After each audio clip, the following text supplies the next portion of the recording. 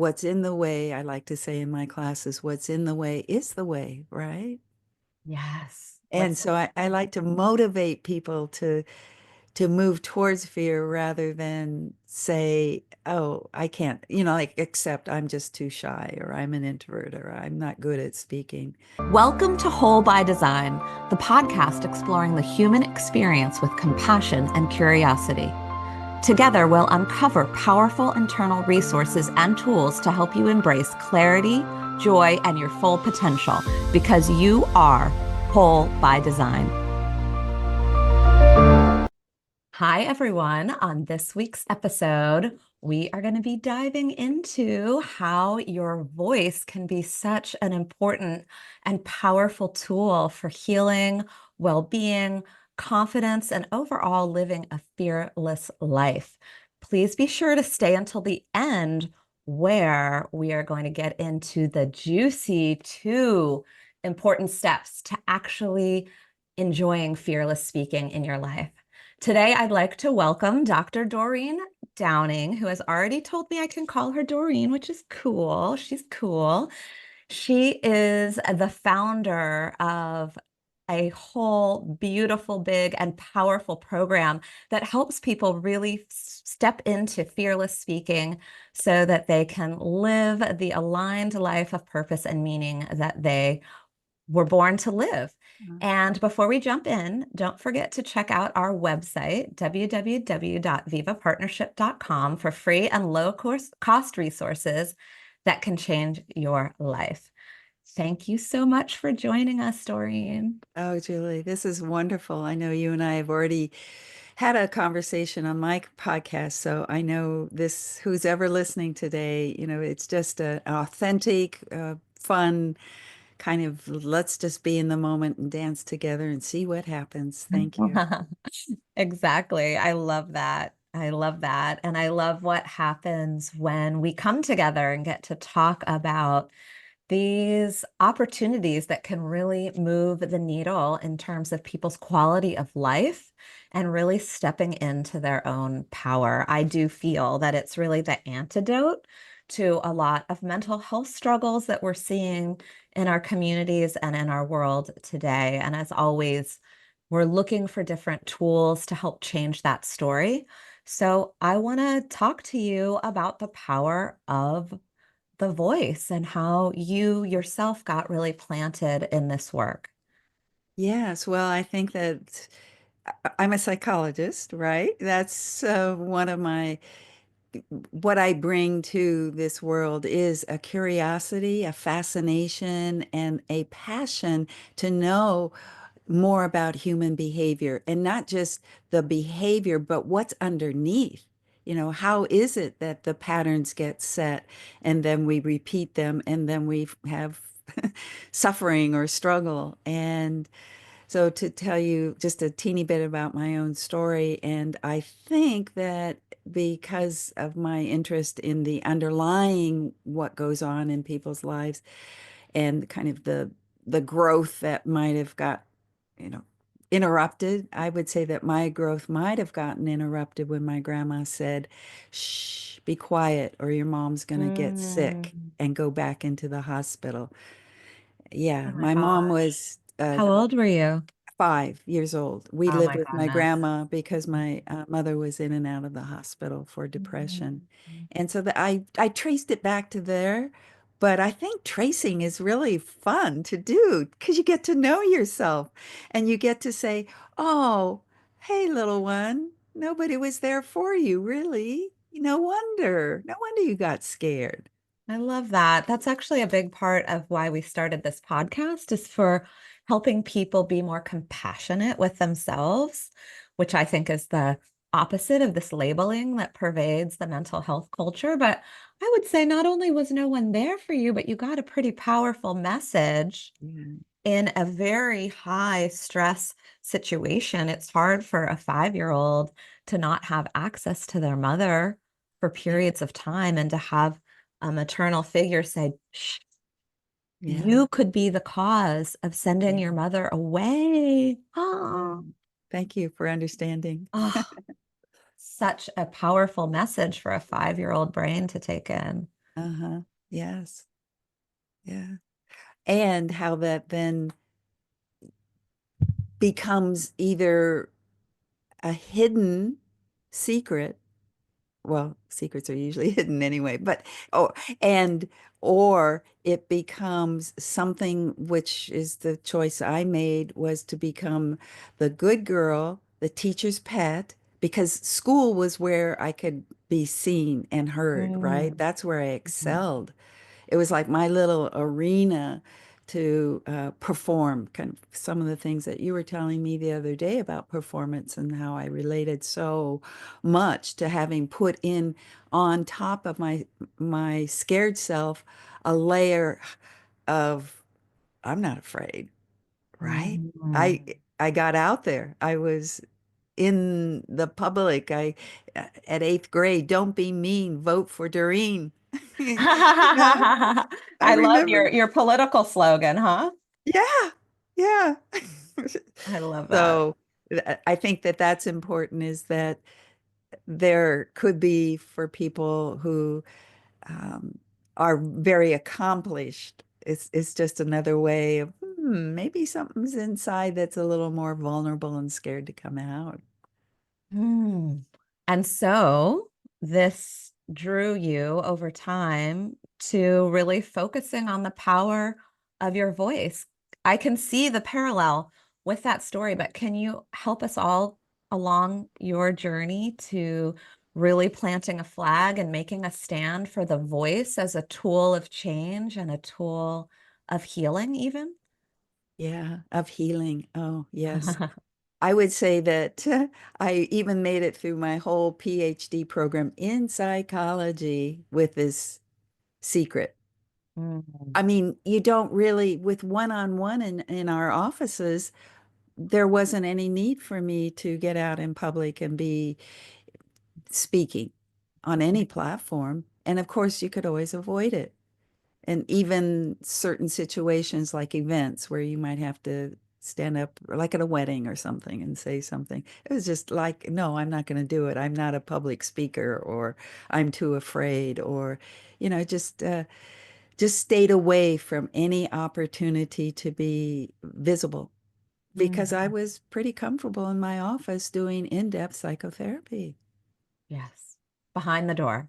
Yes. I get that. They actually say that for me as a 30-year practicing former clinician, it's an introvert's game, right? Yes. You're with people all day long, but not Yeah. in groups usually. And Yeah. to be honest, that was a little hard for me because I popped into the world as an extrovert. So Yeah. I was not the norm in my collegial gatherings with other clinicians. Uh-huh. Yeah, but we know that even extroverts have problems voicing their Yes. truth. So I can understand that. So what happened for me eventually, it's a longer story about the turning point, but I did start taking classes, even though I had a PhD at the community college on how to overcome your fear of public speaking. I love it. And it First step. worked for you. Well, It this is started. what, yeah, it was a journey. This is what struck me is when I guess, teacher said, Michelangelo saw the angel in the marble and chiseled until he set it free. And that was the moment I went, oh, I'm inside. I've got all this PhD marble piled higher, deeper. I just got all this academic layers around me, and I'm afraid to be me out in out in the world. Because in the office, I had been trained to be kind of more of a blank screen or a reflector. Right. And so it really wasn't about me. It's kind of like an occupational hazard, not really about me being able to express myself more fully. So that class, and that for anybody who's wanting to or feeling ready to take a step, I think that fear, what's in the way, I like to say in my classes, what's in the way is the way, right? Yes. And so I like to motivate people to move towards fear rather than say, oh, I can't, like accept I'm just too shy or I'm an introvert or I'm not good at speaking. Well, let me actually, especially in the mental health realm, what you're saying is what's in the way is the way, is Yes. basically an encouragement to face the things your system might want to avoid.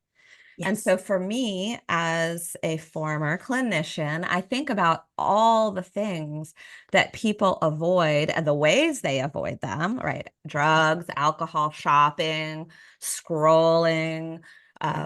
I could go on, food, relationships, all these compulsive types of behaviors that keep us actually from ourselves. And my bias as a trauma addictions expert is that it's really the avoidance itself that causes what then becomes the things that could be labeled in the mental health landscape. Those who listen to me know I'm 100% against labels because it really steps outside of the human experience. So I'm hearing you say some stuff that really could be the anecdote for people suffering and struggling, right? You're saying what's in the way is the way. Yeah. Yeah. Tell me more about what you've seen or what you've noticed about Mhm. that. Uh, it seems like the people who come, at least to me, with the problem of their fear being able to speak up, is that there's something that they want that they're not able to reach, and there's also I have lots of ways of saying things, but it's got to be stronger than the fear itself. There's got to be something drawing you forward, something you really want. And sometimes actually it's pressure like from a boss or you can't make the next step in your organization unless you can be more comfortable speaking in front of groups. So, but I've noticed that those who really from the inside feel like there's more for them, there's potential, Hmm. that then the work is not so much about getting forward or advancing in a career. It's about being more of who they can be. And of course, then you can advance in your life. So that's partly how I see this importance of moving towards the block because it's blocking something that's on the other side. What you want is on the other side of fear. So let's go find it. It's a journey. And I love it. And I don't know how you feel, but people are puzzles. I love figuring out, what has gone on that people aren't more fully expressed yet. Yes, I love it. I do love it. It's very appealing to the nerdy side of me. And I wonder, Um, do you have a success story that you'd like to share? And maybe one specifically where the fear of speaking or of someone not being connected to their authentic voice had led to other types of symptoms or struggles in their life and what happened as they went through your program and what they accomplished on the other side of really being more connected and brave about showing up in the world and being themselves. you're using some really wonderful language here, connected and brave. And that I think inspires people. Let's see, around health, for sure. I've got somebody who um, has been working with me around being more visible online with the changes in our world. There is way more business happening online, and people are needing to be comfortable on video, on camera. And she wasn't. Mm, It was without going into the depth of her own um, trauma, let's put it that way. mhm, It's it's a shyness, and it's really this idea that you accept yourself as a shy person is, I think, in the way. So let's mhm. open up to possibilities. This word that you just used, brave. ooh, Mhm. how can a shy person be brave and what does that look like? And anyway, so in finding her voice, and you're talking about health, there is a condition she has that she needs an operation for, and Mhm. she's been doing some guided meditations, which helps calm the body, right? And when you can calm your body, whew, I'm doing it right now. You drop down and there's a connection with your actual voice, the self that has the voice, the self that knows and wants something. So she wanted to have the doctor repeat. It was more of a message like you will be, the surgery will be successful or something that was kind of benign, and that's all the doctor had to say, and he refused to do that. Wow. So Okay. she said, "You're not the doctor for me." So to be able, right? Oh, wow, I'm just feeling it right now. To come up against a system, an authority, and to know, Already. Yes. yeah, to know yourself, who you are, what you want, and be connected to yourself, your truth, and then to speak it to an authority. Mm. So powerful. And I'm thinking about what it takes on the inside to be able to do that. And the fact that setting limits and then following through with a limit with your voice and your action is actually a great antidote to a lot of stress in the body. And I've seen people's anxiety go way down when they know how to voice limits. I've seen people feel more self confidence, which then impacts a whole host of symptoms that we would all classify under the term of depression, right? This is some powerful, powerful stuff that you're working with people on. And if you can get them to that place, I'm sure their whole nervous system and the way that they show up in the world changes for the better. And it's what I'm hearing right now from what you're saying, what leads me to the acceptance, right? The self-acceptance, so that if there is Mhm. a nervousness, there's a hello in there to yourself.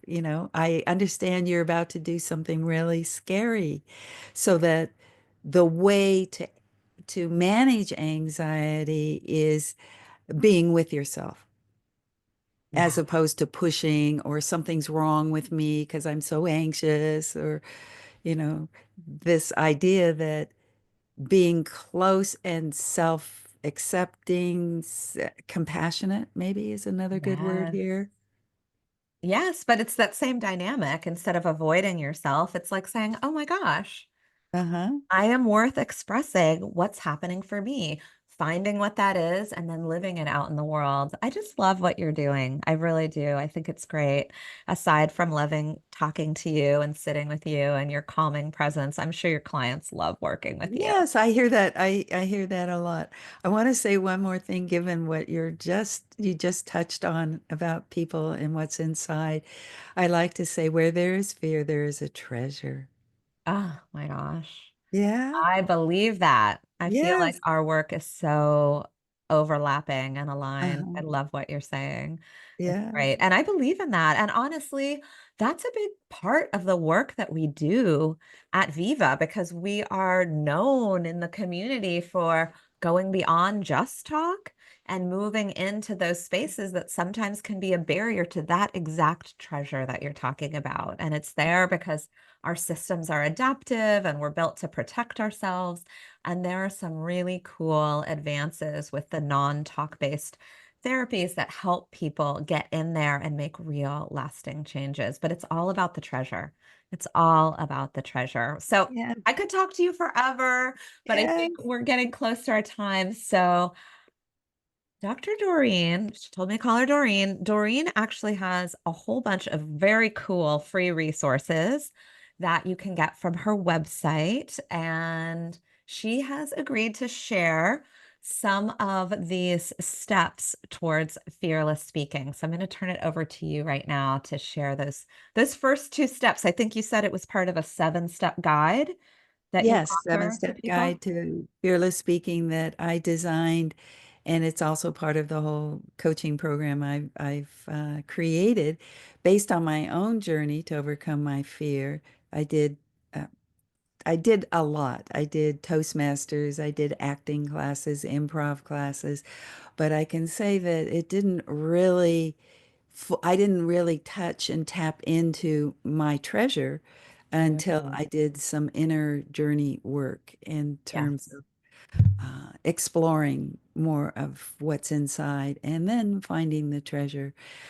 So that first step, and I'm a mindfulness teacher too, so it's all about being present, being with. I've already talked a little bit about that today. So the first step is to be still. So people are coming to my programs and they think that Mm. they're going to work on speaking. And I say the first step is be still because it's not about speaking. It's how you be. It's the beingness of you where the voice comes from. So if you're all tight and contracted, your voice is going to come out like, oh, no, no, it's not going to come out Mm. smooth and resonant because you're tight rather than coming into a quiet listening space where it's open, spacious, breath is full, and you're able to regulate your nervous system by learning how to just be still. Because, there's all this, I gotta speak, I gotta impress, I gotta, all that nervousness is what interferes with the voice connecting with listeners in an impactful way.